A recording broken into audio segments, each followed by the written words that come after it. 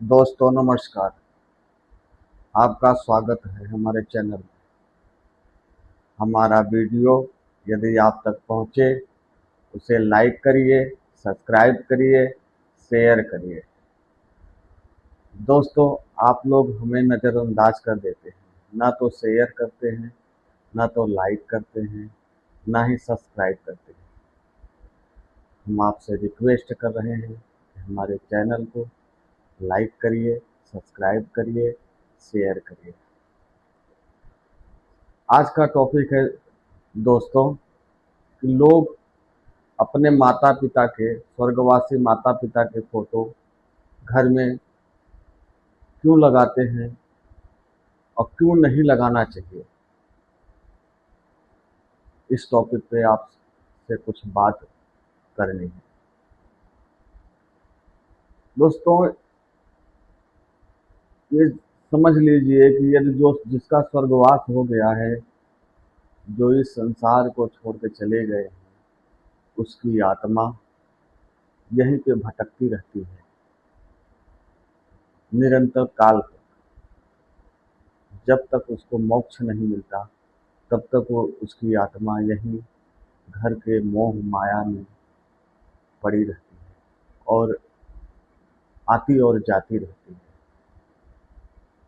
इसलिए स्वर्गवासी या पितरों का फोटो, माता पिता हो या घर के प्राणी कोई भी हो जिसका स्वर्गवास हो गया हो, उसका फोटो सही स्थान पे लगाना चाहिए। ऐसे स्थान पे ना लगाओ कि जो घर का वातावरण, घर का ऊर्जा को बाधित करे।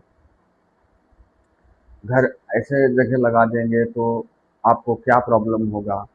घर में निरंतर अनायास व्याधाएं आती रहेंगी, झगड़े लड़ाई होते रहेंगे, बीमारियां फैलती रहेंगी, अनेकों प्रकार के कष्ट आपके घर पे, आपके शरीर पे, आपके बच्चों को मिलती रहेगी। क्योंकि जो आत्मा है वो मोह में है,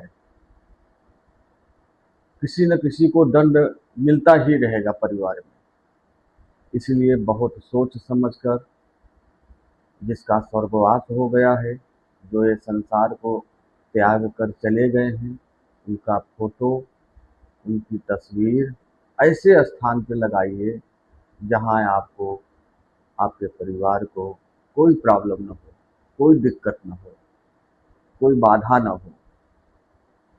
और ऐसे जगह भी नहीं लगानी चाहिए जिसमें मतलब कष्टदायक हो आपको और आपके परिवार को। जैसे इतने स्थानों पे, दो स्थानों पे नहीं लगाना चाहिए।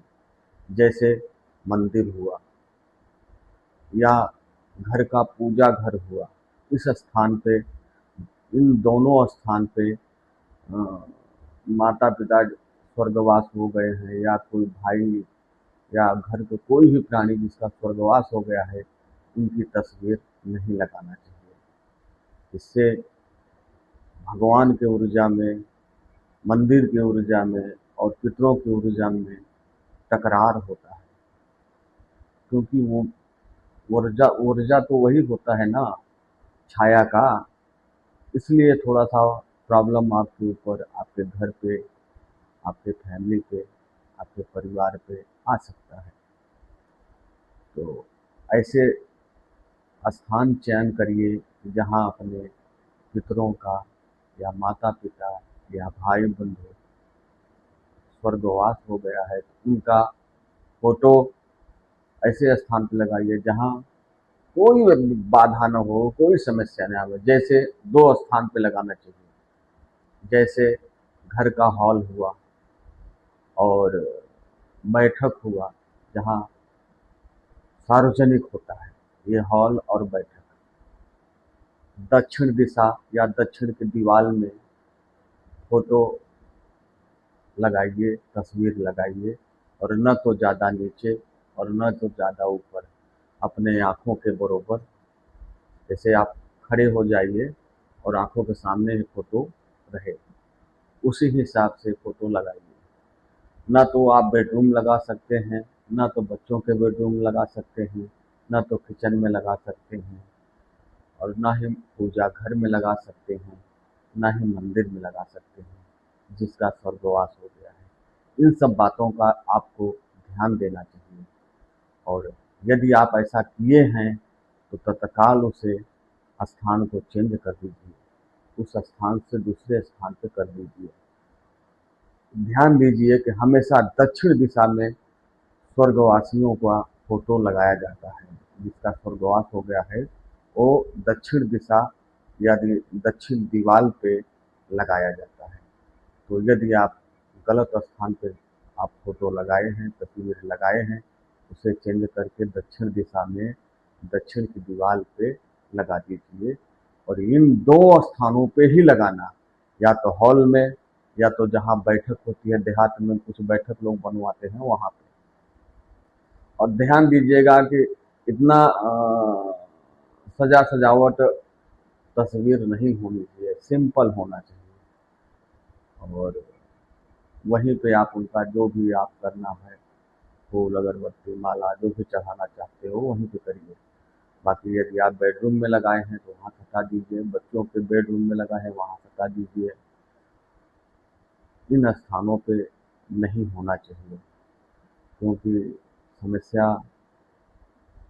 उस तस्वीर के जरिए आत्मा आती है। तो इन सब चीज़ों का ध्यान में रखते हुए ऐसा कार्य करिए, और आपका परिवार कुशल रहेगा, कोई समस्या नहीं होगी।